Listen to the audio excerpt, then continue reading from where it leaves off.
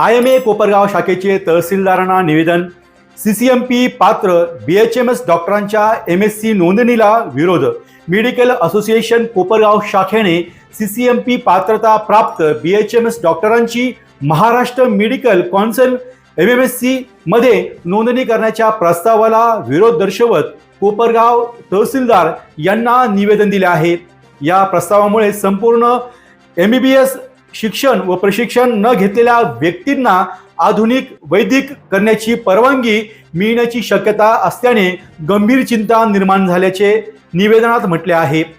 निवेदनावर IMA कोपरगाव शाखेचे अध्यक्ष डॉक्टर पंकज बुब आणि सचिव डॉक्टर योगेश लाडे यांच्या स्वाक्षऱ्या असून हे निवेदन 6 ऑगस्ट 2026 रोजी कोपरगाव तहसील कार्यालयात सादर करण्यात आले आहे. यावेळी मोठ्या संख्येने विविध डॉक्टरांची उपस्थिती होती. या मागणीसाठी आम्ही सर्व सदस्य व सभासद बाह्य रुग्ण व अत्यावश्यक सेवा अनिश्चित काळासाठी बंद ठेवत आहोत. या बंदमधून उद्भवणाऱ्या परिस्थितीशी सामना करण्यास आपण पर्यायी व्यवस्था करावी असे निवेदनात म्हटले आहे. IMA कोपरगाव शाखेचे या विषयाकडे जनहित आणि रुग्ण सुरक्षिततेचा प्रश्न म्हणून पाहण्याची मागणी करण्यात आली आहे. रुग्णांच्या सुरक्षिततेची तडजोड होणार नाही याची काळजी घेत राज्य शासनाने या विषयाकडे तातडीने हस्तक्षेप करावा अशी मागणी करण्यात आली आहे. या संदर्भात कोपरगाव शाखेचे अध्यक्ष डॉक्टर पंकज बुब आणि सचिव डॉक्टर योगेश लाडे यांनी आपल्या प्रतिक्रिया व्यक्त केल्या आहेत. IMA असोसिएशन कोपरगावच्या वतीने वैद्यकीय अधीक्षकांना निवेदन देण्यात आलं आहे की CCMP पात्रता असलेल्या BHMS डॉक्टरांची MMC म्हणजे महाराष्ट्र मेडिकल काउन्सिलमध्ये नोंदणी थांबवण्याबाबत विनंती आहे.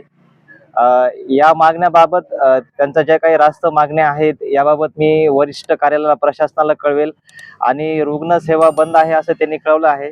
तर आमच्या वतीने ग्रामीण रुग्णालयाच्या वतीने प्रशासनाकडून सर्वतोपरी इमर्जन्सी असेल OPD असेल यांची वैद्यकीय सेवेबाबत आम्ही काळजी घेऊ आणि त्यांचाही सहकार्य राहील. ह्या संप काळामध्ये इमर्जन्सीसाठी एवढी मी अपेक्षा व्यक्त करतो.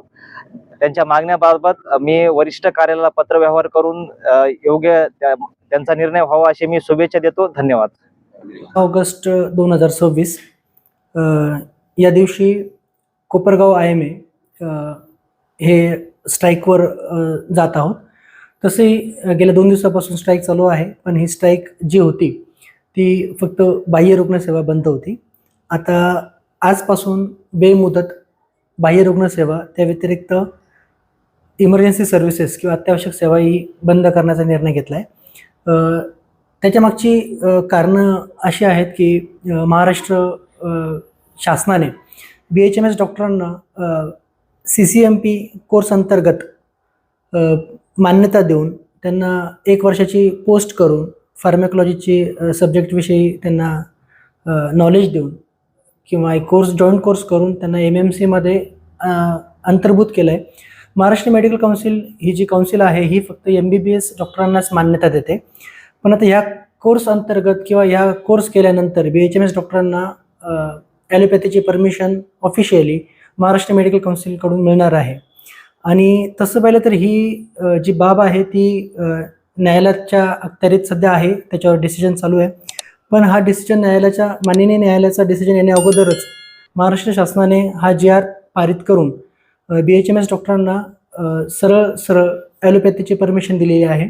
आणि या निर्णयाविरोधात स्टेट IMA ने हा डिसिजन घेतला स्ट्राईक करण्याचा किंवा निषेध व्यक्त करून बंद करण्याचा. तर त्या निषेधाच्या अंतर्गतच आम्ही कोपरगाव IMA बंद घोषित करत आहोत. आज या बंदचं नियोजन आपण माननीय तहसीलदार साहेबांना आणि माननीय पोलीस निरीक्षक कोपरगाव शहर पोलीस स्टेशन यांना ते निवेदन दिलेलं आहे. आणि त्याच व्यतिरिक्त वैद्यकीय अधीक्षक ग्रामीण रुग्णालय कोपरगाव यांनाही ते निवेदन सादर केलेलं आहे.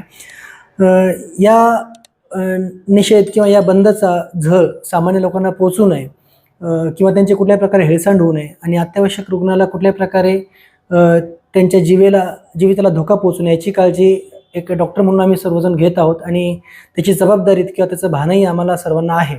आणि याच अनुषंगाने आम्ही जे काही अत्यावश्यक रुग्ण असतील किंवा ती जी सेवा आहे ती आम्ही ग्रामीण रुग्णालय येथे ती चालू ठेवणार आहोत.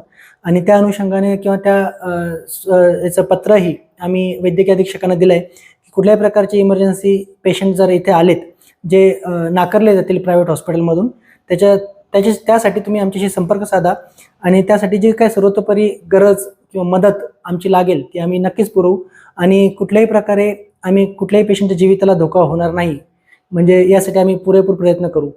आणि बाकी जो प्रश्न राहतो इलेक्टिव्ह सर्जरीज असतील किंवा OPD बेसिसवरचे पेशंट्स असतील त्यांना आमची एकच विनंती राहील की तुम्ही थोडं सहकार्य करून एक उच्च प्रतीची सेवा देण्यासाठी आम्ही बांधील आहोत. आणि त्यासाठीच आम्ही ही जी पुढची पिढी आहे त्यासाठी ते पुढच्या पिढीसाठी सुद्धा हे हस्तांतरित होणार आहे. आणि त्यामुळे कुठल्या प्रकारे या सेवेला त्याचं मारक ठरणार नाही, उच्च प्रतीची सेवा देण्यासाठी यासाठी आम्ही बांधील राहणार आहोत आणि यासाठी आम्ही कटिबद्ध आहोत. येस, धन्यवाद.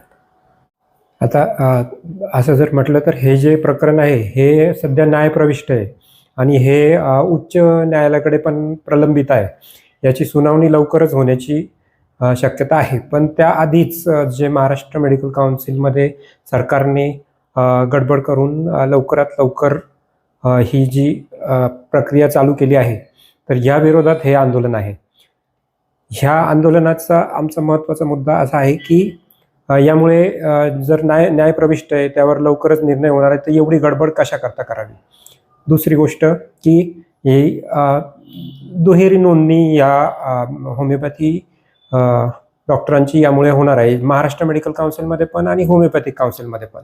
जर होमिओपॅथिक काउन्सिलमध्ये नोंदणी आहे तर महाराष्ट्र मेडिकल काउन्सिलमध्ये नोंदणी कशा करता करावी या सर्व गोष्टींवर आमच्या इंडियन मेडिकल असोसिएशनकडनं गव्हर्नमेंटला म्हणजे आम्ही 2 दिवसापासून स्ट्राईक करून सांगत आहोत. पण गव्हर्नमेंटचा याकडे काहीच रिस्पॉन्स नव्हता. त्यामुळे आज 6 तारखेपासून इंडियन मेडिकल असोसिएशनच्या ठरावाप्रमाणे महाराष्ट्र ब्रँचच्या ठरावाप्रमाणे की बेमुदत संप यामध्ये आम्ही अत्यावश्यक सेवासुद्धा बंद करीत आहोत.